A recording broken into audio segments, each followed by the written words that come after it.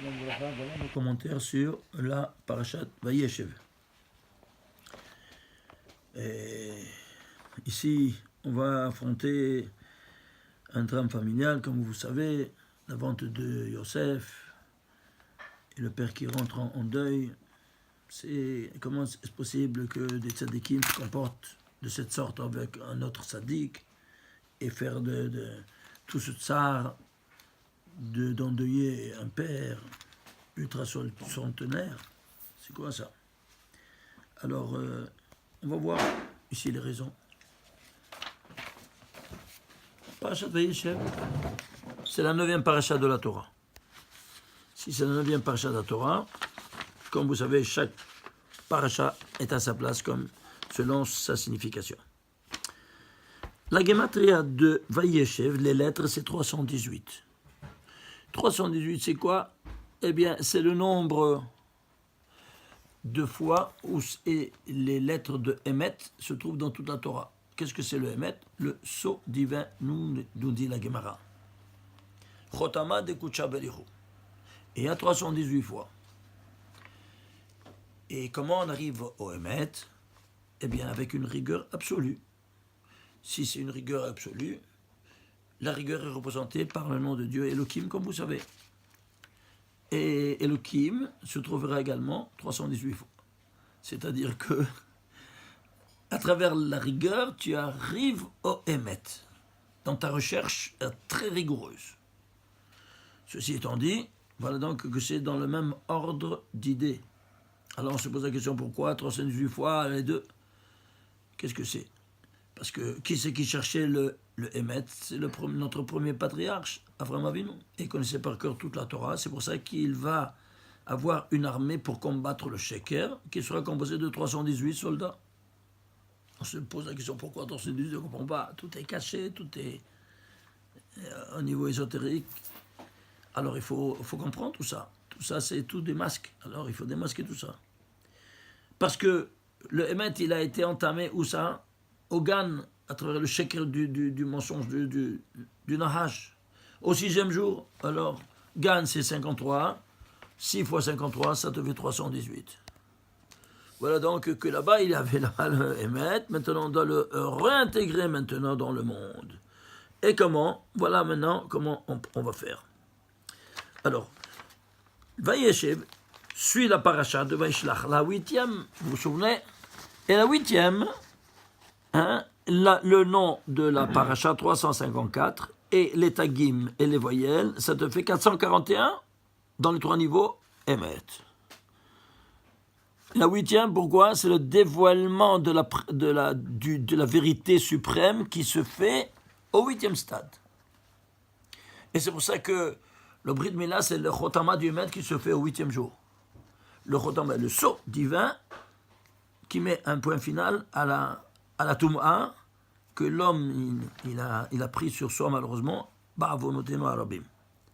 Alors on fait le Brit Kodesh pour enlever cette impureté de chez nous et faire un pacte éternel avec le Créateur.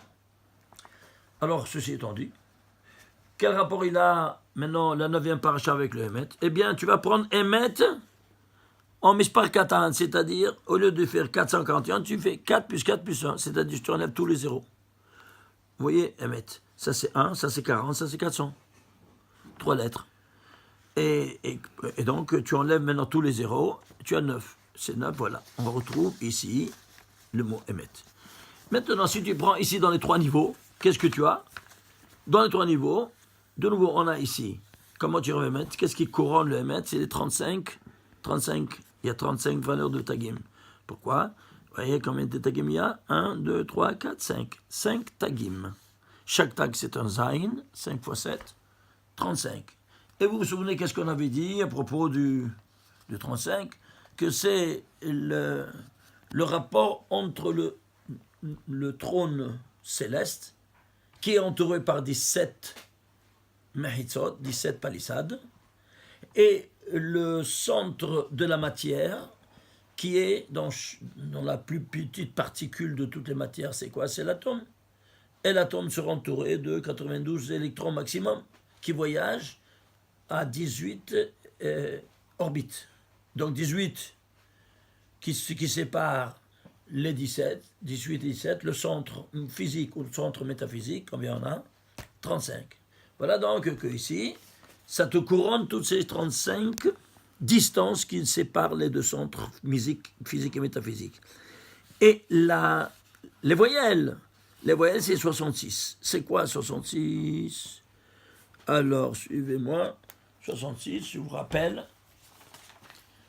c'est l'escalade de tous les mondes métaphysiques.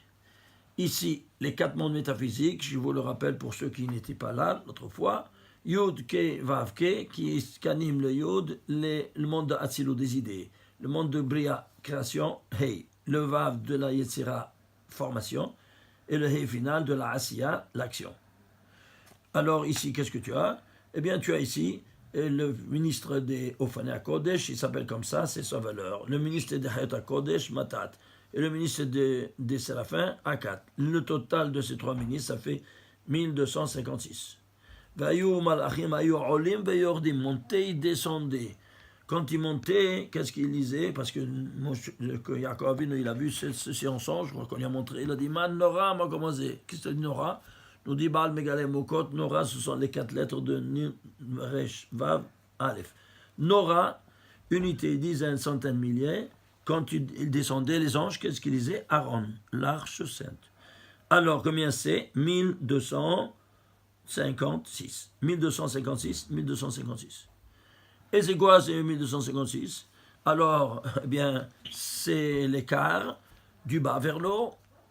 Alors, quand nous sommes là-haut, nous sommes en Eretz Israël.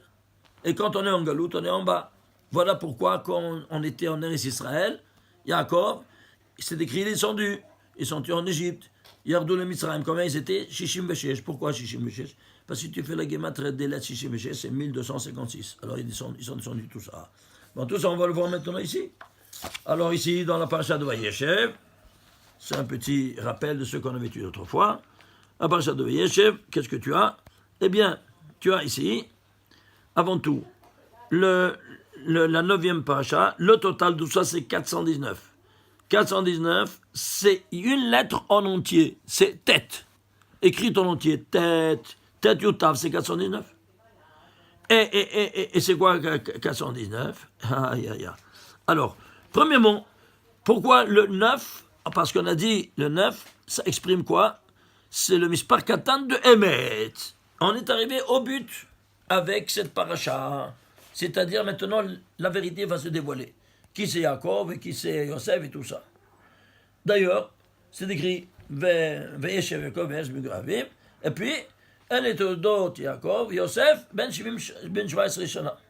Voilà l'histoire de Jacob et Yosef, sans point, ni virgule, rien. Yosef, il avait dit, tu es en train de parler, voilà, c'est la vie de Yaakov, et tu lui dis, tu passes au fils. Quel rapport? Pour te dire que Yosef, c'est la prosécution de la vie de Yaakov, de son père. Ben 17 Shana. Alors on va voir maintenant ici. Regardez, on va faire un parallélisme de toutes les 4 parachutes. De la 6e, tous les autres. Pourquoi 6e parachute? On parle de la génération, les générations de Israël. C'est-à-dire, qu'est-ce qu'il a enfanté? Il a enfanté Yaakov et Esav.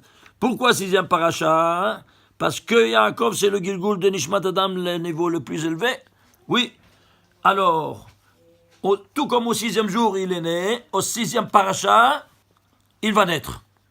Donc, c'est en parallèle, 6e jour, 6e paracha. Et qui c'est Esav? On a vu comment il a été formé par la désobéissance de Adam et Chava, en mangeant le fruit défendu. Alors, qu'est-ce qui s'est passé?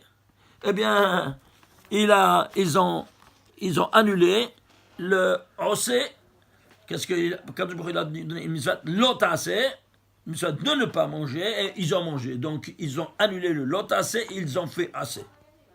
Mais le 6e jour, il a ses racines dans le 3e jour, vous vous souvenez, avec la menorah.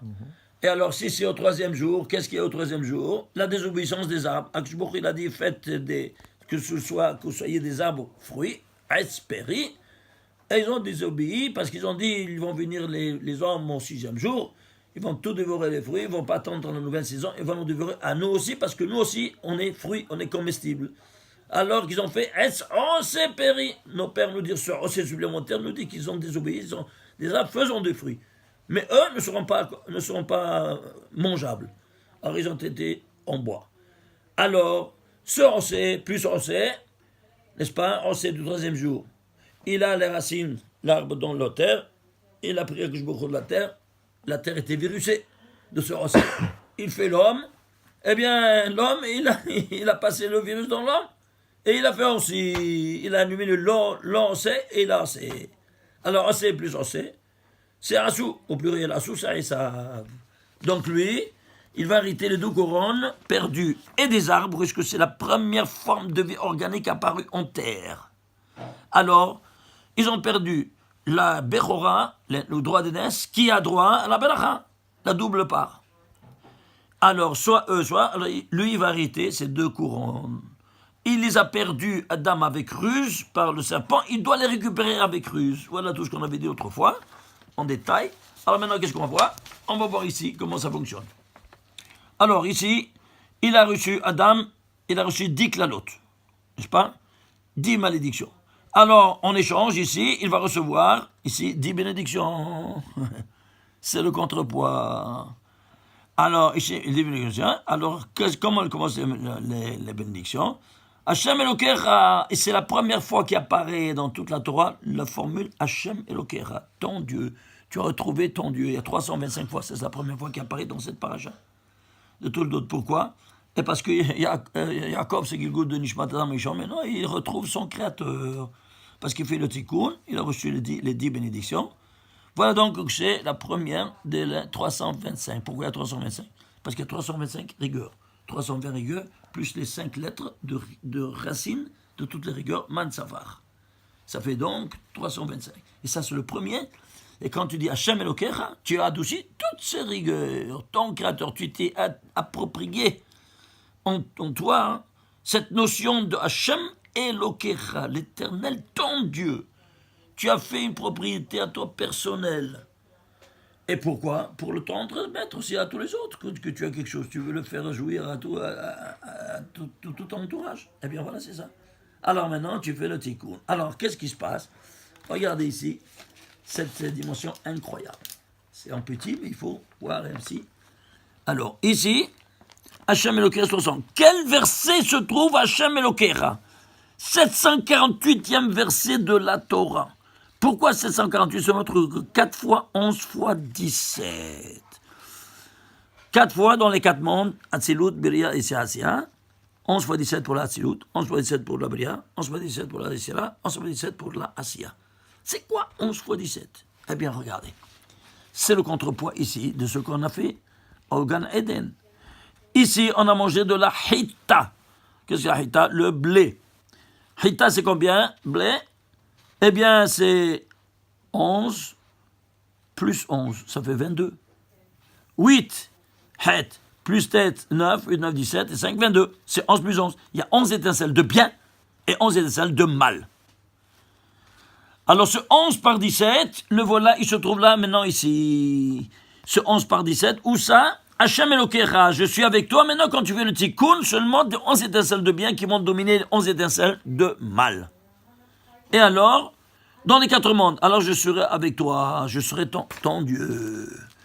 Quand tu prends le premier de tous les 300